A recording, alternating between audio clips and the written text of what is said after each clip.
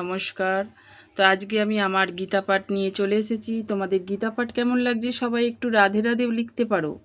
আমার এই গোপুসোনাকে আজকে কেমন লাগছে সবাই বলো। তো সবার দিনটা শুরু হোক আজকে গীতা শ্রবণ করে, গীতাটা মন দিয়ে শোনো, সবার ভালো লাগবে। তো সবার গীতা পাঠ মাত্র 10 মিনিট প্রতিদিন শ্রবণ করা ভালো। হয়তো তোমরা অনেক অনেক কাজে ব্যস্ত থাকো, পড়তে পারো না। তো পড়তে না পারলে কি হয়েছে, এটা জাস্ট একটু চালিয়ে দাও 10 মিনিট। 10 মিনিট চালিয়ে যদি তোমরা শোনো, তো শুনেও কত মনটা শান্তি লাগবে একবার দেখো। তো হরে কৃষ্ণ রাধে রাধে বলে আজকে গীতা পাঠ শুরু করছি। যদি ভালো লাগে অবশ্যই লাস্টে কমেন্টে একটা লাইক আর একটু রাধে রাধে লিখতে ভুলো না। হরে কৃষ্ণ বন্ধুরা, হরে কৃষ্ণ কৃষ্ণ কৃষ্ণ হরে হরে, হরে রাম রাম রাম হরে হরে। পরবর্তী শ্লোক পড়ছি, দৈবাসুর সম্পদ বিভাগ যোগ। তো আগের অধ্যায়ে যেটা ছিল আমার পরপর প্রতিদিন পরপর পড়তে থাকলে সব বুঝতে পারবেন আপনারা। প্রত্যেক দিনের পরপর থাকে আমার এই গীতা পাঠ। তো আজকের পরবর্তী অধ্যায় আমি শুরু করছি। তো পরবর্তী বিষয়টি হচ্ছে জ্ঞান যোগ ও ব্যবস্থিতি। জ্ঞানের অনুশীলনে নিযুক্ত হওয়া সন্ন্যাস জীবনের উদ্দেশ্য হচ্ছে গৃহস্থ ও অন্যেরা যারা তাদের পারমার্থিক জীবনের কথা ভুলে গেছে তাদের মাঝে জ্ঞান বিতরণ করা। সন্ন্যাসীকে জীবন ধারণের জন্য দাঁড়ে দাঁড়িয়ে গিয়ে ভিক্ষা করতে হয়, কিন্তু তার অর্থ এই নয় যে সে ভিখারি। দিব্যস্তরে অধিষ্ঠিত পুরুষের একটি গুণ হচ্ছে দৈন্য, এবং তার সেই দীনতার বশবর্তী হয়ে সন্ন্যাসী দাঁড়ে দাঁড়ে গমন করেন, ঠিক ভিক্ষার উদ্দেশ্যে নয়, গৃহস্থের কাছে গিয়ে তাদের কৃষ্ণ চেতনা জাগিয়ে তোলার জন্য। সেটি হচ্ছে সন্ন্যাসীদের ধর্ম। তিনি যদি যথার্থই উন্নত হন এবং তার গুরুর দ্বারা আদিষ্ট হন, তাহলে যুক্তি উপলব্ধির মাধ্যমে তারা কৃষ্ণ ভাবনামিত প্রচার করা উচিত, এবং তিনি যদি তত উন্নত না হন তাহলে তার পক্ষে সন্ন্যাস গ্রহণ করা উচিত নয়। কিন্তু যথেষ্ট জ্ঞান থাকা সত্ত্বেও যদি তিনি সন্ন্যাস আশ্রম গ্রহণ করে থাকেন, তাহলে তার জ্ঞান লাভ করার জন্য উচিত সদ্গুরুর কাছ থেকে সর্বক্ষণ কৃষ্ণ কথা শ্রবণ করা। সন্ন্যাসীর উচিত অভয় হয়ে সত্য সংসিদ্ধ লাভ করে জ্ঞান যোগে অধিষ্ঠিত হওয়া। তাই বলেছে এই শ্লোকে নরকে যাওয়ার প্রস্তুত রাজপথটি বর্ণনা করা হয়েছে। অসুরেরা মহা আড়ম্বরের সঙ্গে ধর্ম ও আধ্যাত্মিক জ্ঞানের উন্নতি প্রদর্শন করতে চায়, যদিও তারা নিজেরা সেই সমস্ত নীতিগুলো অনুশীলন করে না। তারা সর্বদাই কোনো বিশেষ ধরনের শিক্ষা অথবা অত্যাধিক সম্পদের গর্বে অন্তত গর্বিত। তারা চায় যে সকলেই তাদের পুজো করবে, এবং সেই উদ্দেশ্যে তারা সব সময় সকলের কাছ থেকে সম্মান দাবি করে, যদিও সম্মান পাবার কোনো যোগ্যতাই তাদের নেই। খুব তুচ্ছ ব্যাপারে তারা অন্তত ক্রুদ্ধ হয় এবং কঠোর স্বরে কথা বলে। তাদের মধ্যে কোনো রকম নম্রতা নেই। তারা জানেন না তাদের কি করা উচিত আর কি করা উচিত নয়। তারা সকলের তাদের নিজেদের ইচ্ছা অনুসারে খামখেয়ালি বর্ষে কাজকর্ম করে, এবং তারা কারো কর্তৃত্ব মানে না, এবং সমস্ত আসরিক গুণগুলি তারা মাতৃগর্ভে তাদের শরীরে গঠনের সময় গ্রহণ করে থাকে, এবং তারা যত বড়ই হয় এই সমস্ত অশুভ গুণগুলি ততই তাদের মধ্যে প্রকাশিত হতে থাকে। তাই বলেছে দৈবী সম্পদ বিমোক্ষাই নিমন্ধাই সুরি মাতা মা সুচ সম্পদাং দৈভী মমি যাতে হসি পাণ্ডব। তাই দৈবী সম্পদ মুক্তির অনুকূল আর আসরিক সম্পদ বন্ধনের কারণ বলে বিবেচিত হয়। হে পাণ্ডুপুত্র, তুমি শ্লোক করো না, কেননা তুমি দৈবী সম্পদ সহ জন্মগ্রহণ করেছ। আসরিক গুণে যে অর্জুনের জন্ম হয়নি, সেই কথা বলে শ্রীকৃষ্ণকে তাকে এখনও এখানে উৎসাহিত করেছেন। সেই যুদ্ধে তার জড়িয়ে পড়ার কারণ আসরিক ছিল না, কারণ তিনি স্বপক্ষ ও বিপক্ষ যুক্তিগুলির বিবেচনা করে দেখেছিলেন যে বিবেচনা করেছিলেন ভীষ্ম ও দ্রোণের মতো সম্মানীয় পুরুষদের হত্যা করা ঠিক হবে কিনা। সুতরাং তিনি ক্রোধ, দম্ভ অথবা নিষ্ঠুরতার দ্বারা প্রভাবিত হয়ে কর্ম করছিলেন না। তাই তিনি আসরিক গুণ সম্পন্ন ছিলেন না। শত্রুর উদ্দেশ্যে বাণ নিক্ষেপ করা ক্ষত্রিয়দের ধর্ম, এবং তার এই কর্ম থেকে নিরস্ত হওয়াকে আসুরিক বলে মনে করা হবে। সুতরাং অর্জুনের শোক করার কোনোই কারণ ছিল না। যিনি জীবনের বিভিন্ন বর্ণ ও আশ্রমোচিত আচরণ করেন তিনি দিব্য স্তরের অধিষ্ঠিত। দৌ ভূত স্বর্গ লোকে হোমি দেব আসুর এবচ দৈব বিত্তম্য পোক্ত আসুরং পার্থ মে স্থানু। হে পার্থ, এই সংসারে দৈব আসুরিক এই দুই প্রকার জীব সৃষ্টি হয়েছে। দৈব সম্বন্ধে বিস্তারিতভাবে বলা হয়েছে এখানে আমাদের থেকে অসুর প্রকৃত সম্বন্ধে শ্রবণ করা। অর্জুন এবং দিব্যজ্ঞান জন্মগ্রহণ করেছেন, সেই আশ্বাস দিয়ে শ্রীকৃষ্ণ এখানে আসরিক পন্থার বর্ণনা করেছেন। এই জগতের বদ্ধ জীবদের দুই ভাগে ভাগ করা যায়। যারা দিব্যজ্ঞান জন্মগ্রহণ করেছেন তারা নিয়ন্ত্রিত জীবনযাপন করেন, অর্থাৎ তারা শাস্ত্র এবং সাধু গুরু বৈষ্ণবদের নির্দেশ মেনে চলেন। প্রমাণ্য শাস্ত্রের আলোকে কর্তব্য অনুষ্ঠান করা উচিত। এই মানবিত্বকে বলা হয় দিব্য। আর যারা শাস্ত্র নির্দিষ্ট বিধি নির্দেশ অনুসরণ না করে তাদের নিজেদের খেয়াল খুশি মতো আচরণ করে তাদের বলা হয় আসুরিক।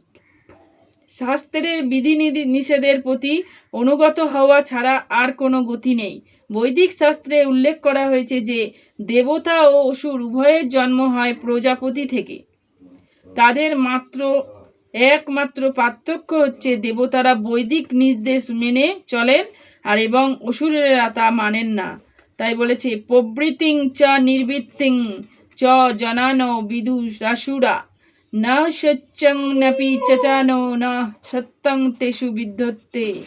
অসুর স্বভাব ব্যক্তিরা ধর্ম বিষয়ে প্রবৃত্ত এবং অধর্ম বিষয় থেকে নির্বৃত্ত হতে জানে না। তাদের মধ্যে শৌচ সদাচার সত্যত্ব বিদ্যমান নেই। প্রতিটি সভ্য মানব সমাজে কতগুলি শাস্ত্রীয় নিয়মকানুন আছে যেগুলো প্রথম থেকেই মেনে চলা হয়। বিশেষ করে আর্যদের, যারা বৈদিক সভ্যতাকে গ্রহণ করেছে এবং যারা সভ্য মানুষদের মধ্যে সবচেয়ে উন্নত বলে পরিচিত, তাদের মধ্যে যারা শাস্ত্রের নির্দেশ মানে না তাদের অসুর বলে গণ্য করা হয়। তাই এখানে বলা হয়েছে আসুরেরা শাস্ত্রের বিধান জানে না এবং তাদের মধ্যে কেউ যদি না জেনে থাকে সেগুলো অনুসরণ করার কোনো প্রবৃত্তি তাদের নেই। ধর্মে তাদের বিশ্বাস নেই এবং বেদের নির্দেশ অনুযায়ী আচরণ করার কোনো ইচ্ছাও তাদের নেই। অসুরেরা অন্তরের বাইরে শুদ্ধ নয়। স্নান করে, দাঁত মেজে, কাপড় পরিবর্তন করে ইত্যাদি শৌচ পন্থায় দেহকে পরিষ্কার রাখার জন্য সর্বদাই যত্নশীল হওয়া উচিত। অন্তরে পরিচ্ছন্নতার জন্য সর্বদাই ভগবানের পবিত্র নাম স্মরণ করা উচিত এবং হরে কৃষ্ণা কৃষ্ণ কৃষ্ণ হরে হরে, হরে রাম রাম রাম হরে হরে এই মহামন্ত্র কীর্তন করা উচিত। বাইরের ও অন্তরের পরিচ্ছন্নতায় এই সমস্ত নিয়মগুলি অনুসরণ করার কোনো প্রবৃত্তি অসুরদের নেই। তাই মানুষ আচরণে যথাযথভাবে পরিচালিত করার জন্য অনেক নিয়ম ও বিধান আছে। যেমন মনুসংহিতাতে হচ্ছে মনুষ্য জাতির আইনশাস্ত্র। এমনকি আজও পর্যন্ত হিন্দুরা মনুসংহিতা অনুসরণ করেন। উত্তরাধিকারীরা আইন ও অন্য অনেক আইন এই গ্রন্থ থেকে নিরূপণ করা হয়েছে। মনুসংহিতাতে স্পষ্টভাবে বলা হয়েছে যে নারীদের স্বাধীনতা দেওয়া উচিত নয়। তার অর্থ এই নয় যে নারীদের কৃতদাসীর মতো রাখতে হবে। তার অর্থ হচ্ছে তারা শিশুদের মতো। শিশুদের স্বাধীনতা দেওয়া হয় না, কিন্তু তার অর্থ এই নয় যে তাদের কৃতদাসের মতো রাখা হবে। আসুরেরা এই সমস্ত নির্দেশগুলি এখন অবহেলা করেছে এবং তারা মনে করেছে যে পুরুষদের মতো নারীরাও স্বাধীন দেওয়া উচিত। সে যাই হোক, নারীদের এই স্বাধীনতা পৃথিবীর সমাজে ব্যবস্থাকে উন্নত করতে পারেনি। প্রকৃতপক্ষে জীবনের প্রতিটি স্তরে নারীদের রক্ষণাবেক্ষণ করা উচিত। শৈশবে তাদের পিতা ও মাতার, যৌবনে পতি এবং বার্ধক্যে উপযুক্ত সন্তানদের তত্ত্বাবধানে থাকা উচিত। মনুসংহিতাতে নির্দেশ অনুসারে এটিই হচ্ছে যথার্থ সামাজিক আচরণ। কিন্তু আধুনিক শিক্ষা ব্যবস্থা কৃত্রিমভাবে নারী জীবন এর ধারণাকে গর্ভস্ফীত করার উপায় উদ্ভাবন করছে এবং তাই আজকের মানব সমাজে বিবাহ ব্যবস্থা প্রায় লোপ পেতে বসেছে। আধুনিক যুগের নারীদের নৈতিক চরিত্র অন্তত অধঃপতিত হয়েছে। সুতরাং অসুরেরা সমাজের মঙ্গলের জন্য যে সমস্ত নির্দেশ তা গ্রহণ করে না। আর যেহেতু তারা মহিষ্যদের অভিজ্ঞতা এবং মুনি ঋষিদের প্রদত্ত আইন কানুনগুলি মেনে চলে না, তাই আসরিক ভাবাপূর্ণ মানুষদের সামাজিক অবস্থা অন্তত দুর্দশাগ্রস্ত হয়। অসত্তম প্রতিষ্ঠাং হে জগদাহরি নিঃস্বরাম অপরস্য সংভূত কিংমত কাম হেতু কম। আসরিক স্বভাব বিশিষ্ট ব্যক্তিরা বলে যে এই জগৎ মিথ্যা, অবলম্বনহীন, ঈশ্বর শূন্য, কামবশত এই জগৎ উৎপন্ন হয়েছে এবং কাম ছাড়া আর কোনো কারণ নেই। আসরিক ভাবাপূর্ণ মানুষরা সিদ্ধান্ত করে যে এই জগৎটি অলীক, এর পিছনে কোনো কার্য কারণ নেই, এর কোনো নিয়ন্তা নেই, কোনো উদ্দেশ্য নেই, সব কিছুই মিথ্যা।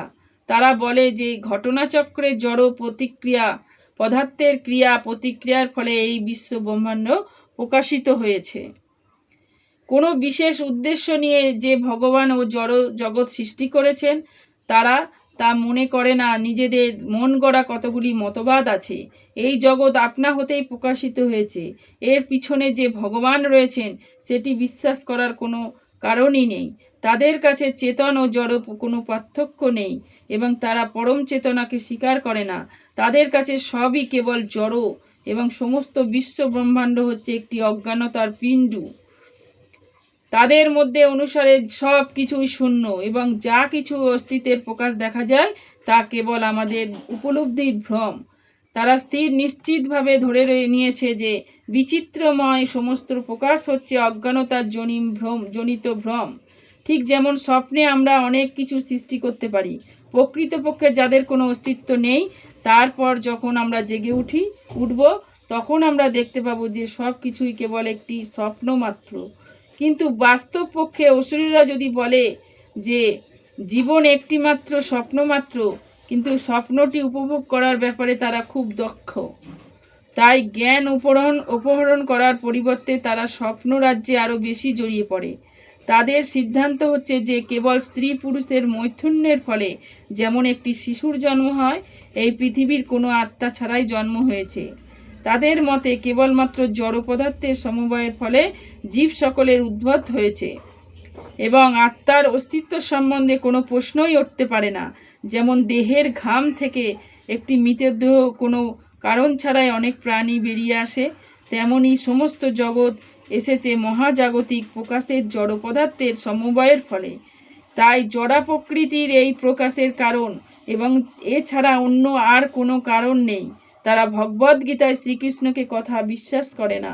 শ্রীকৃষ্ণ বলেছেন মজ্জধ্যাখ্যেন প্রকৃত সূচয়েতে সাচরাচ মম। আমার অধ্যক্ষ সমস্ত জড়জগৎ পরিচালিত হচ্ছে। পক্ষান্তরে বলা যায় অসুরের জড় জগতের সৃষ্টি হয়েছে যথার্থ জ্ঞান নেই। তাদের সকলে নিজের নিজের একটি মতবাদ আছে। তাদের মতো শাস্ত্রের সিদ্ধান্ত তাদের মন গড়া মতবাদী মতোই একটি মতবাদ মাত্র। শাস্ত্রের নির্দেশ ও প্রমাণ সিদ্ধান্ত তারা তা বিশ্বাস করে। এতাং দৃষ্টিমভষ্ট নষ্টতন হল্প বুদ্ধায় প্রভবন্ত গর্কমান হয়ায় জগৎ হতি হিতা। তো এই প্রকার সিদ্ধান্ত অবলম্বন করে আত্মতত্ত্ব জ্ঞানহীন অল্প বুদ্ধি সম্পন্ন উগ্র কর্মা অনিষ্টকারী অসুরীরা জগৎ ধ্বংসকারী কার্যে প্রভাব বিস্তার করে। এই বলে এখানে শেষ করছি। হরে কৃষ্ণ কৃষ্ণ কৃষ্ণ হরে হরে, হরে রাম রাম রাম হরে হরে। গীতা পাঠ ভালো লাগলে অবশ্যই শেষে রাধে রাধে লিখতে ভুলো না। হরে কৃষ্ণ কৃষ্ণ কৃষ্ণ হরে হরে। জয় রাধে রাধে কৃষ্ণ কৃষ্ণ গোবিন্দ গোবিন্দ বলো রে, ছাড়ো রে মন ভবের আশা, চর্চা করি শিরোনিশা। হরি নাম পরম ধর্ম, জীবের মন ধর্ম ধর্ম কর্ম ভালো রে। জয় রাধে রাধে কৃষ্ণ কৃষ্ণ গোবিন্দ গোবিন্দ বলো রে। হরি বল রাধা মাধব, হরে কৃষ্ণ। হরি বল, হরে কৃষ্ণ, জয় রাধে গোবিন্দ।